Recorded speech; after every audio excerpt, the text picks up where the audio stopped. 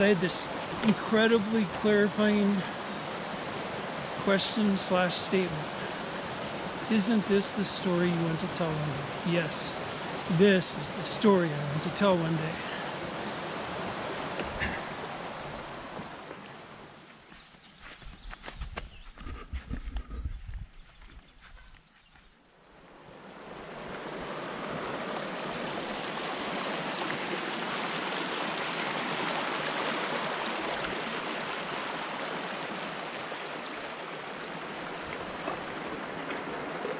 Over the previous 6 months, despite me being in Montana and Eric in Switzerland, we'd seen quite a bit of each other. And now we were making plans to spend Christmas and New Year's with her family in Washington, D.C.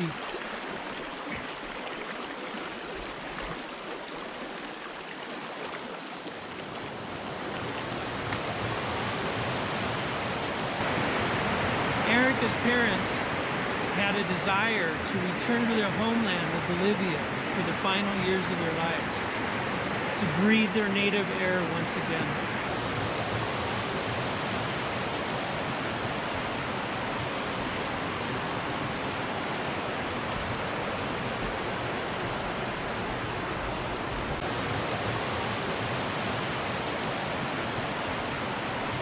And they requested me to accompany Erica on a scouting mission to the country of Bolivia to see if it even be a possibility, explore the economic situation, housing options, the healthcare system, all the things that would be important at their stage in life. Erica's family hadn't met me yet, but they knew me.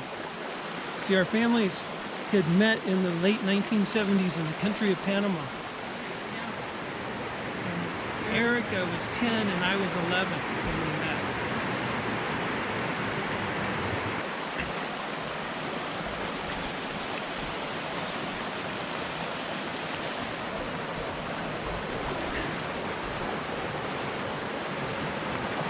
So I'd been keeping my daughter Bethany, who I call Bear Girl, in the loop about Erica's re-entry into my life after 39 years.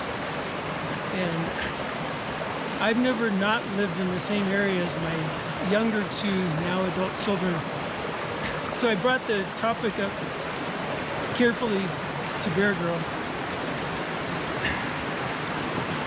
And I let her know about this scouting mission I was being asked to go on. Bear Girl already knew of my desire to return to Latin America. Told her, I said, you know, if this goes well, I just might decide to move to Bolivia.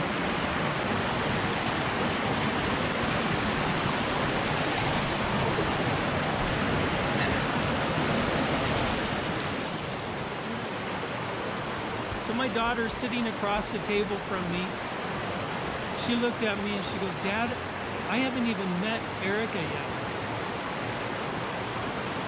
And she said, but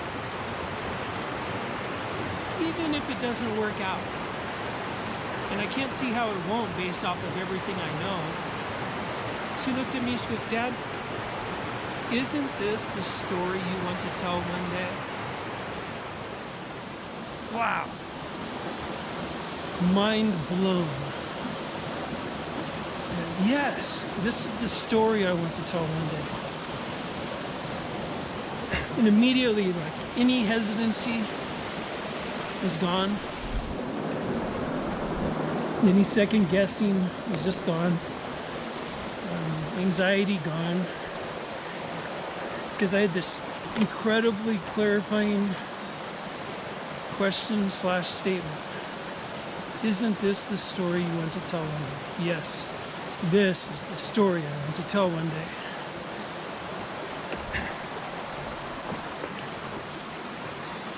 So it quickly became an imperative for me to begin preparing to quit my job, the best job ever, working for Hospice, to leave behind financial security, the land I'd been living in, the area I'd been living in for the last 40 years, ever since I left. Panama as a boy at the age of 12. The area where two of my children were still living along with my mother. To say goodbye to the most supportive group of friends of my adult life. Yes, this was a story I want to tell. Yes, this is the story I want to tell. To join my life with the first love of my life. To rejoin my life with the first love of my life.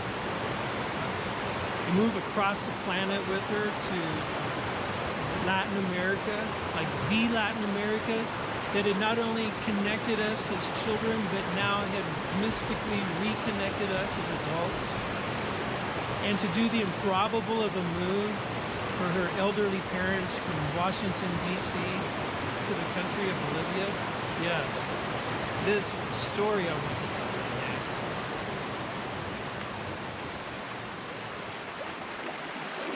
And it became my mantra, and it became our mantra as we prepared to leave our respective jobs.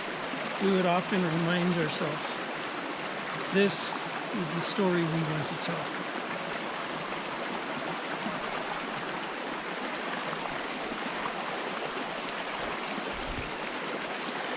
You know, beautiful stories aren't usually easy.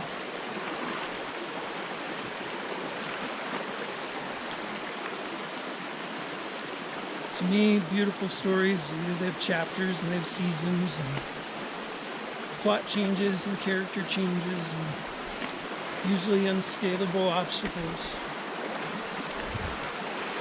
But to me, the best stories are the ones that are driven by a motive of love.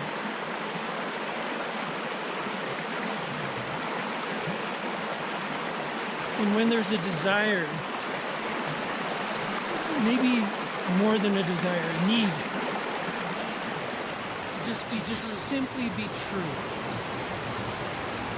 To simply be true, no matter what. This is the story.